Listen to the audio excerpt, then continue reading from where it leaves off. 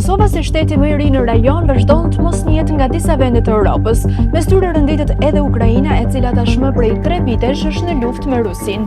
Çështja e mosnjohjes së Kosovës nga ana Ukrainës ishte temë diskutimi edhe gjatë vizitës së parë zyrtare të presidentit Ukrainas Vladimir Zelenski në Serbi disa ditë më parë. Sipas analistëve, ky qëndrim i Kievit zyrtar daton që pas shpalljes së pavarësisë së Kosovës në 2008. The response of President of Ukraine Volodymyr Zelensky was a confirmation of Ukraine's official position on the territorial integrity of Serbia. Kyiv has maintained this position since 2008 and there have been no change in this regard. Zyrtarët e Ukrainës argumentojnë se një njohje eventuale e Kosovës nga Kievi do të jepte Rusisë mundësinë ta përdorte si precedent për Krimen dhe territoret e tjera ukrainase, megjithse theksojnë se rastet janë thelbësisht të ndryshme nga njëri tjetri. Ndryshe nga Krimea, e cila u aneksua nga Rusia, Kosova shpalli pavarësinë pas luftës, zhvendosjeve masive, viteve nën administrimin e OKB-s dhe negociatave të ndërmjetësuara ndërkombëtarisht. Në 2010-ën, Gjykata Ndërkombëtare e Drejtësisë vlerësoi se shpallja e pavarësisë së Kosovës nuk shkeli të drejtën ndërkombëtare.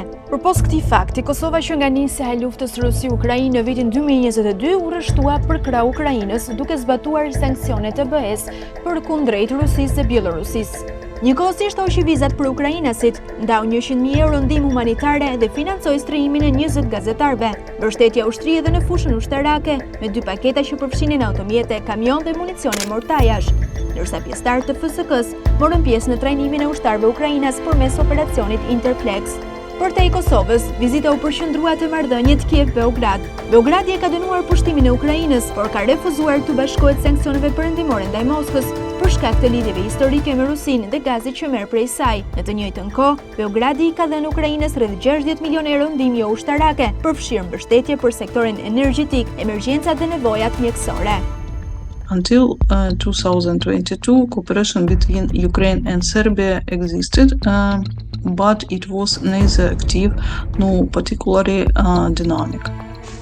Russia's full-scale invasion against Ukraine somewhat changed this situation, as Ukraine had to look for ammunition, weapons and equipment to fight Russian aggression. Serbia began supplying ammunition to Ukraine through third countries. Belgrade understands that such trade with Ukraine is necessary because Kiev is the largest consumer of ammunition and weapons in Europe.